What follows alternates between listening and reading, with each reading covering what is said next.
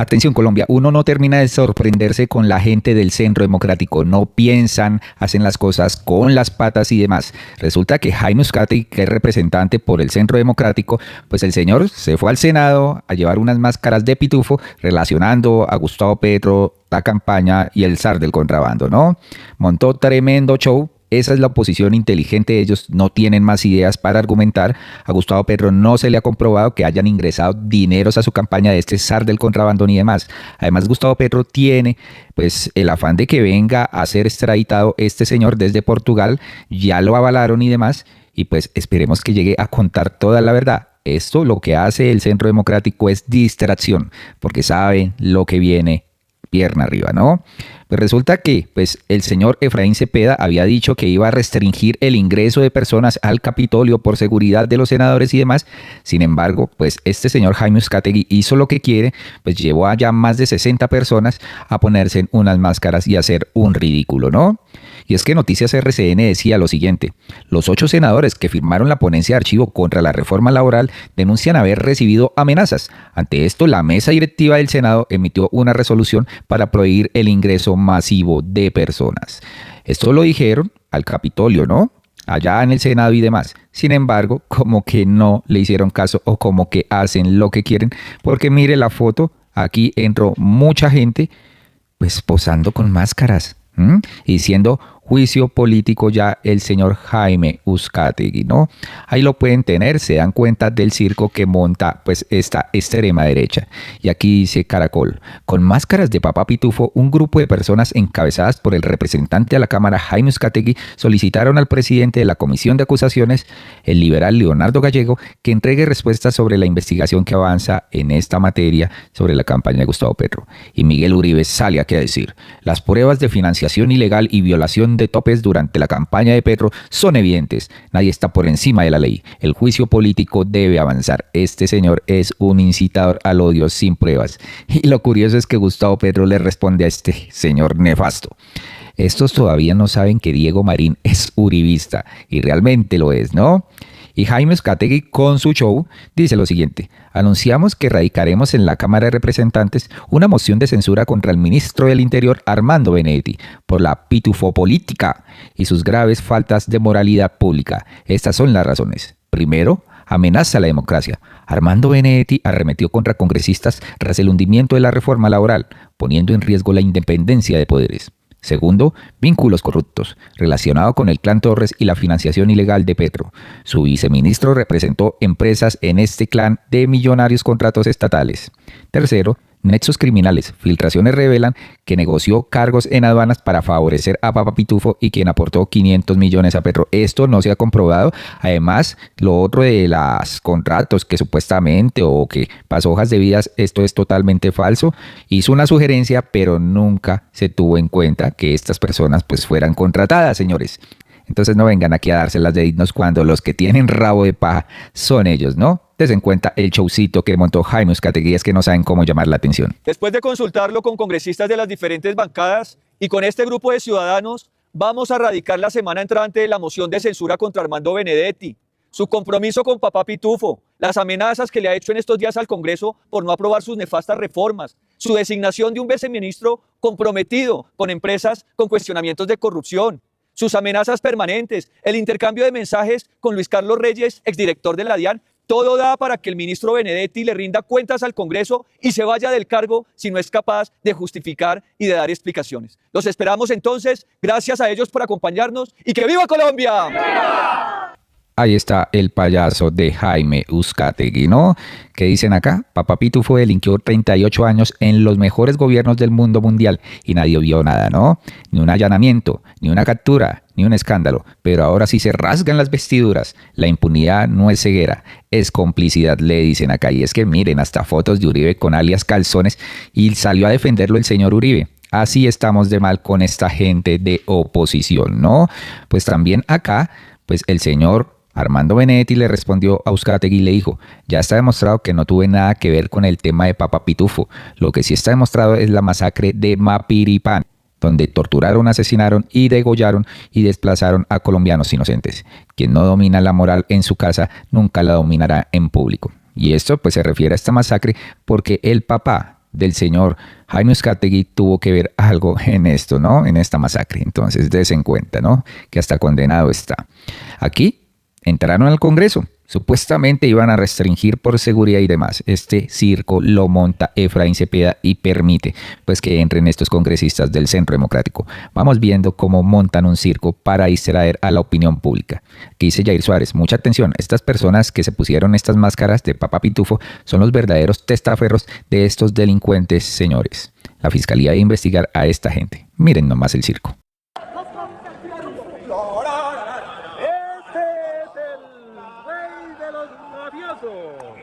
El Papá Pitufo.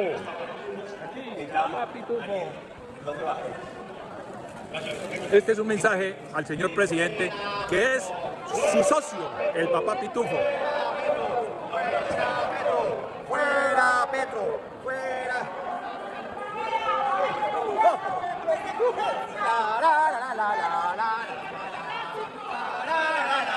Desde el Congreso le lanzamos un ultimato a la Comisión de Acusaciones para que den resultado, a la Corte Suprema que no pase de agache y al Consejo de Estado, que son los que tienen que dar responsabilidad a su pueblo. Ustedes son la base fundamental del derecho en Colombia. Por favor, están prevaricando en su cara y ustedes callados, callados, callados. Este es el mensaje. Mire, allá está nuestro jefe de prensa, allá en las barras. Elevar las instrucciones para la foto, por favor.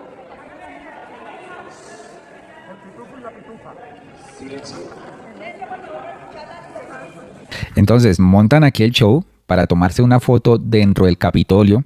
Recordemos cuando llevaron también al señor Mancuso y allá y todo eso. Miren nomás un homenaje a Pitufo. ¿Será porque tienen algo que esconder y están tratando de distraer a la población? ¿Ustedes qué creen?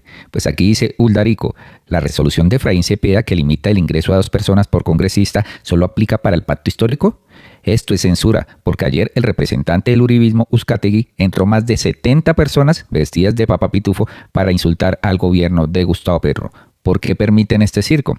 Ahora nos preguntamos, los chicos del SENA, que están haciendo sus prácticas y demás, querían entrar también al Capitolio, no los dejaron. Pero va este señor Uzcategui a montar tremendo circo y ahí se dejan a entrar a personas enmascaradas, sin controles. Qué peligro, señores, qué peligro es el uribismo, ¿no? Y pues aquí hay varias opiniones sobre este circo. Después de 40 años trabajando con Papá Pitufo, el Centro Democrático hoy le rinde un homenaje. Ahí está pintado Uzcategui con su gorra de camuflado y aquí la foto que prometieron. Un circo completo, señores, y pues dicen acá, ¿hasta dónde llega? Pues esta payasada. Y en serio, ¿eso fue lo que eligieron por ese partido? Estamos en mano de nadie, por eso es que no debaten las reformas. Aquí se nota que no tienen argumentos, ni personalidad, ni ideas. Están cagados, señores, y definitivamente sí. Ojare dice, merecido homenaje del uribismo a Papá Pitufo. Fue una sociedad de más de 30 años, ¿no? Primero con máscaras de Uribe, dicen acá, los del Centro Democrático primero se disfrazan en homenaje a Papá Pitufo y luego a Freddy Krueger. Viven en Halloween esta gente, ¿no? Ahí están pintados, señores, definitivamente son un circo completo que pues deberían no elegir más a esta gente, ¿no? Después el señor Uzcategui llega y dice, hoy en plena audiencia pública sobre el funcionamiento de las comisiones legales del Congreso, incluida la Comisión de Acusaciones de la Cámara, nos vimos obligados a ponernos máscaras de Papá Pitufos para ver si el presidente de esta comisión nos presta atención y da respuestas sobre los avances del juicio político. El resultado, ningún presidente de estas comisiones asistió a rendir cuentas. El país merece respuesta, pero quienes deberían darlas prefieren el silencio. No más evasivas, exigimos transparencia y compromiso con los ciudadanos. El circo completo de Uzcategui, una vergüenza este señor, ¿no? Juicio político ya. Y pues frente a este trino, pues aquí Angélica Monsalve le dice, Uzcategui, usted no es más que otro de los idiotas que están en ese Congreso y que solo actúan cuando su parcialidad política quiere sacar provecho mediático, que a propósito lo hacen con torpeza y mediocridad, bastante torpes, ¿no? ¿Para cuándo van a sacar las máscaras de Pacho Malo, de Barbosa y Mancera? También preguntamos, ¿por qué nunca hicieron una máscara de Ñeñe Hernández, por ejemplo, cierto? Ahí están pintados. ¿Cuándo van a decir que en esta comisión prevarican a diario? La ley es para todos, no para los que ustedes quieren, ¿no? mediocres. Los sacaremos de ahí en el 2026 y ojalá, señores, aquí nos estamos dando cuenta que tenemos unos payasos ganándose 48 millones de pesos y que no hacen nada, ¿no? Alfredo Mondragón también se pronunció y dijo, hoy le permiten el ingreso al Congreso a los invitados del Centro Democrático porque van a manifestarse en contra de Gustavo Petro, pero ayer le negaban la entrada a la juventud trabajadora del porque son el pueblo defendiendo sus derechos. Se confirma, le tienen miedo al pueblo. Nos vemos en las calles. Y es que sí es así, ¿no? No dejan entrar a los estudiantes, pero sí a una caterva de malparidos que se disfrazan de papá pitufo, a lo ridículo. Y es que en las últimas horas un tribunal de Portugal pues avaló la extradición del señor papá pitufo. Sin embargo, este señor está buscando un asilo, advirtiendo que está siendo víctima de una conspiración política y de persecución. Más descarados no se pueden ser, ¿no? Pues aquí dice que se conoció que fuentes de alta credibilidad pues de abogados de Diego Marín, conocido como Papá Pitufo, comenzaron una estrategia por todos los frentes para evitar su extradición a Colombia. Tras ser notificados el pasado 5 de marzo del fallo del Tribunal de Apelación de Oponto, por sus siglas en portugués, pues los abogados que contrató el denominado zar del contrabando en ese país agilizaron el trámite para solicitar el asilo. Pero vamos a ver si se lo otorgan o no. Yo creo que no, porque ya está avalada esta extradición y más tarde que temprano, pues el señor vendrá a cantar como un pajarito, ¿no? Sin embargo, frente a esto que dice Papá Pitufo, que es una persecución del presidente Petro y habla de un posible asesinato, pues Gustavo Petro llegó y dijo, la excusa es que persigo a Diego Marín, es su estrategia para evadir la extradición a Colombia. El presidente no lo persigue. Diego Marín es la justicia y sus crímenes quien lo persiguen, ¿no? Están diciendo que lo persigue es Gustavo Petro, cuando sabe que pues lo quiere hacer cantar, ¿no?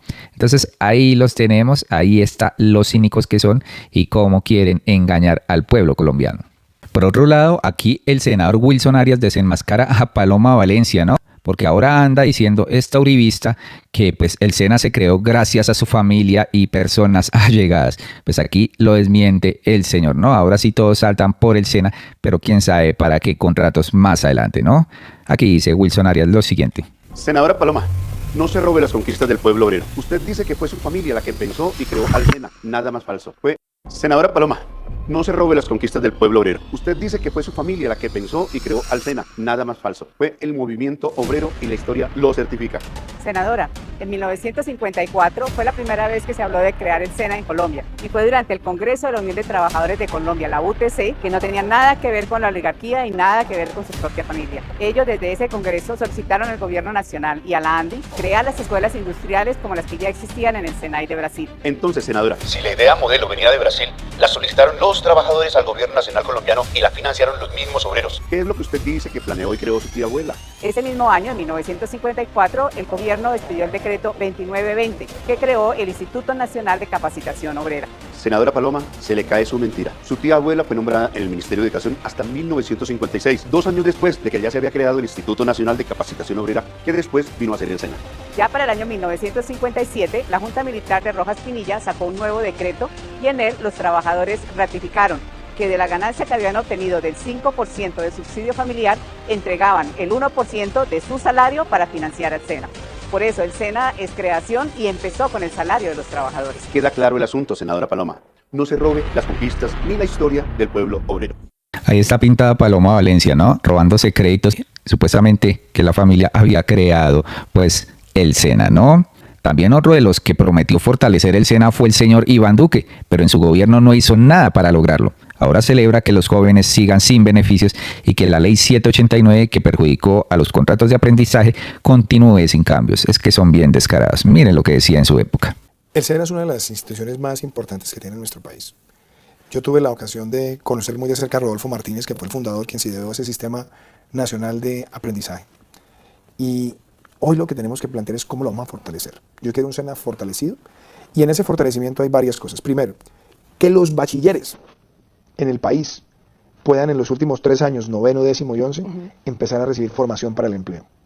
Y que podamos llegar claro, a esa... no lleguen a 11 como viendo a ver qué... Claro, pero además poder llegar a esta realidad, que 1 millón de jóvenes, a empezar por ahí, esa primera meta, puedan graduarse en una mano con el título de bachiller y en la otra con el título de técnico, formados para el empleo, con 1 año más son tecnólogos y con 1 año más pueden llegar a ser profesionales. Otra, el SENA tiene que aumentar el Fondo Emprender.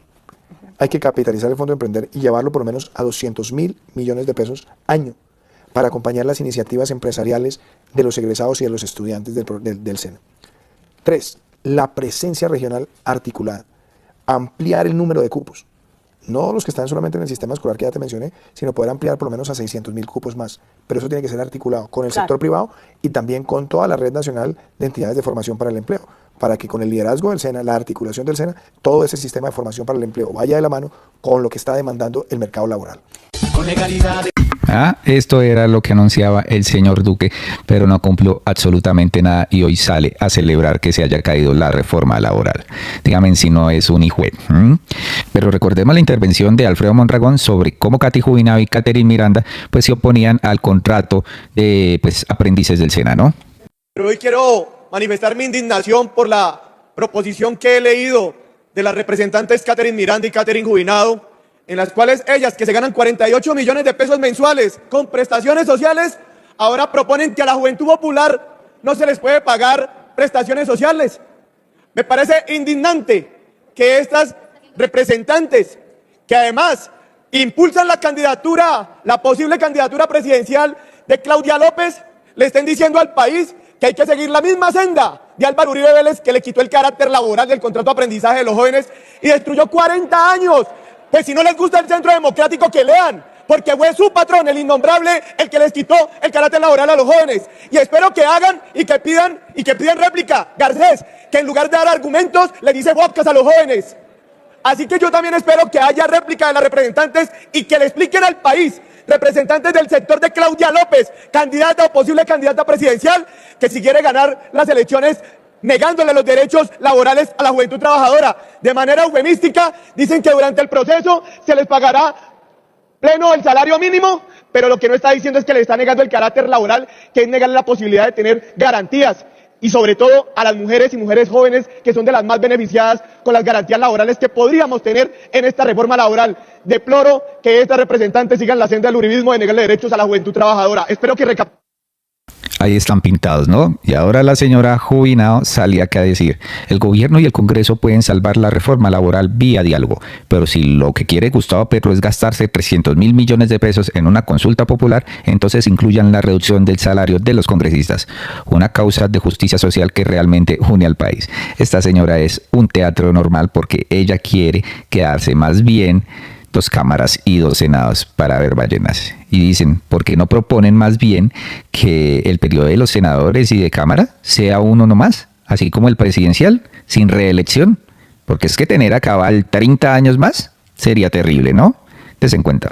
Colombia. Primero, la reforma laboral no es tan mala como dicen sus detractores, pero tampoco es la panacea, como dicen sus defensores. La verdad es que tiene algunas cosas positivas y bastante nobles que apoyé en la Cámara de Representantes. Por ejemplo, voté positivo al regreso de los recargos nocturnos y dominicales, algo con lo que por supuesto estoy de acuerdo. Voté positivo a la licencia de paternidad, a la garantía para trabajadores de plataformas, a la flexibilización para las jornadas de personas cuidadoras, entre otras medidas que encuentro beneficiosas y nobles.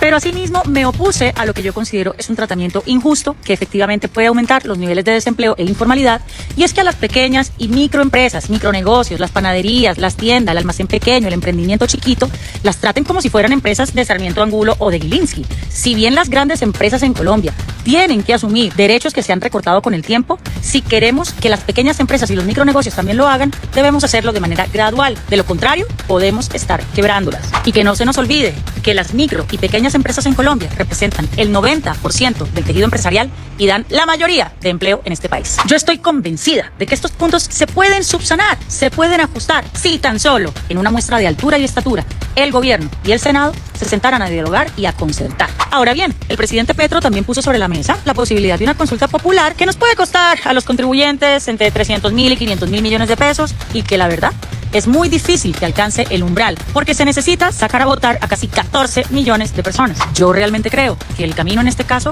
es dialogar. Ahora bien, si usted, presidente Petro, de verdad ya no le importa que se aprueben las reformas, lo único que quiere es hacer campaña, y lo que más le gusta, que es no gobernar, pues entonces yo le tengo una propuesta para su consulta popular. Si usted quiere de verdad que la ciudadanía decida sobre un asunto de justicia social y de justicia laboral, pues se lo tengo. Incluya en las preguntas de su consulta popular la rebaja al salario de los congresistas. congresistas. Esta sí que es una causa imposible de aprobar en el Congreso. Le recuerdo que yo misma, junto a su bancada, junto al senador Iván Cepeda y al ex senador Gustavo Bolívar, presentamos el proyecto. No se le quiso dar trámite. Múltiples congresistas lo han presentado durante este Congreso y en congresos pasados. No lo hemos logrado. De manera que si hay un proyecto que necesita aprobarse en una consulta popular, es la rebaja de nuestro salario. Aunque su consulta no alcance el umbral, presidente, estoy segura que esta pregunta, esta causa, sí uniría a toda la ciudadanía y quizás se convierta en un mandato histórico para el Congreso de la República. En suma, insisto en que el Congreso y el gobierno aún pueden salvar la reforma laboral y que el diálogo es la vía. Pero si quieren embarcar a este país